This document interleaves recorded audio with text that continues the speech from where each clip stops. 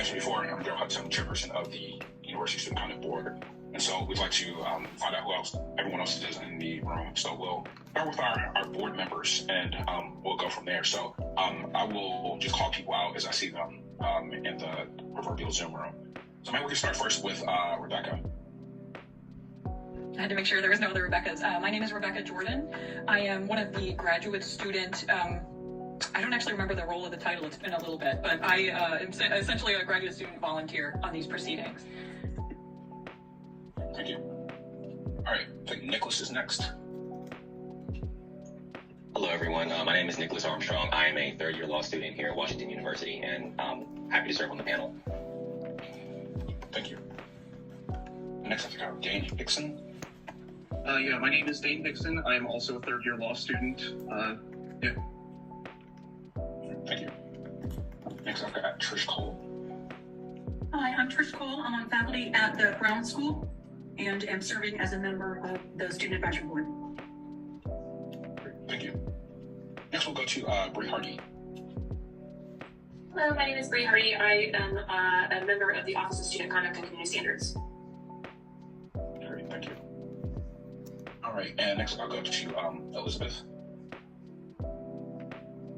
Hi, I'm Elizabeth Walsh. I'm Associate Dean of Students at Washington University School of Law, and I'm joined by my advisor, Professor Peter Joy. Good, thank you. All right, next we have Deanna. Would you like to introduce yourself? Hi everyone, I'm Deanna Woodler-Moody with the University's Office of General Counsel. My role is to advise the chair and the panel during the course of this process. Great, thank you. And next I have Ms. Forsetti. Good afternoon all, my name is Stacey Perchetti. I am the advisor to Allison. Thank you. And then we have, last but not least, Allison.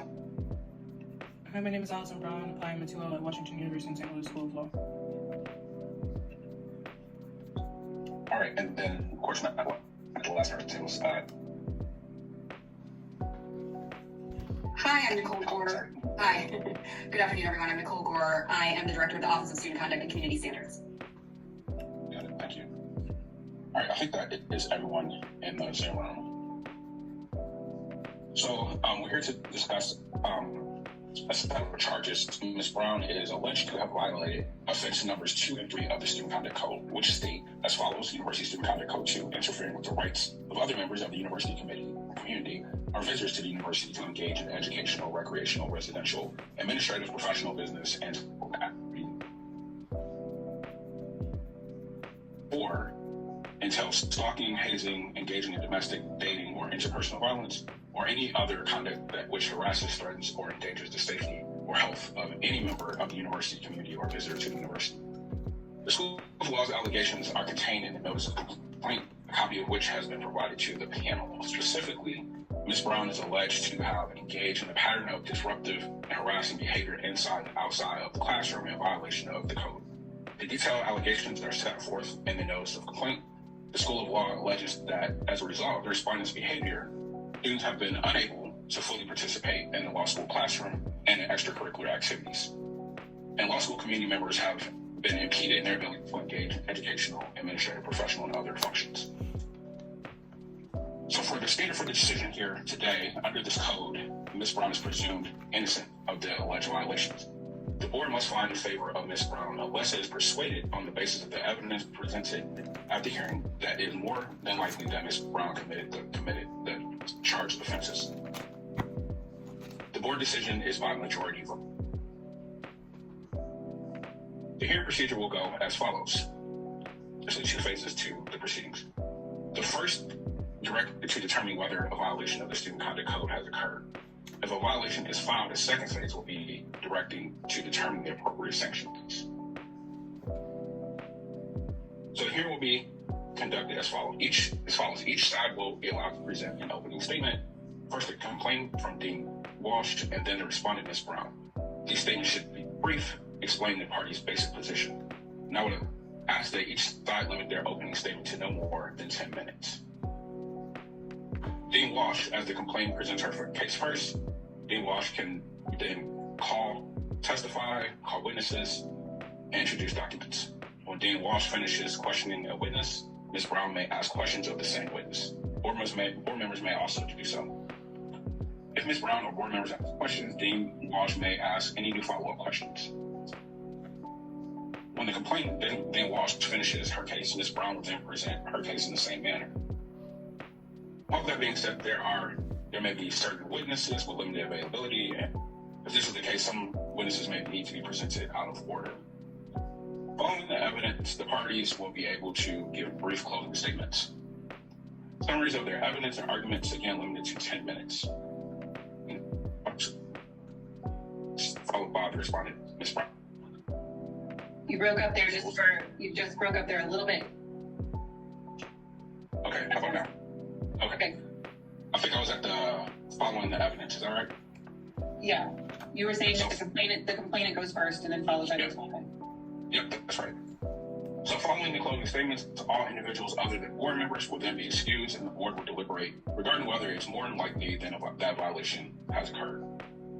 If the board finds that none of the alleged violations are supported by a preponderance of the evidence, then the hearing is over and the charges are dismissed. If one or more violations is found, we will immediately record the sanctions phase.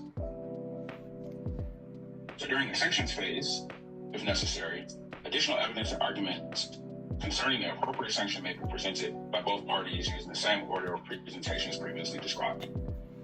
First, the complainant, then the respondent, with each party given the opportunity to question the other's witnesses. Again, board members may also question witnesses. The board member will then recess to decide on sanctions, and the board chair will issue a written decision to be provided to both parties. Before we begin with opening statements, I also wanted to mention that for the panel, you may have noticed that a few exhibits were intentionally left blank in the respondent's packet.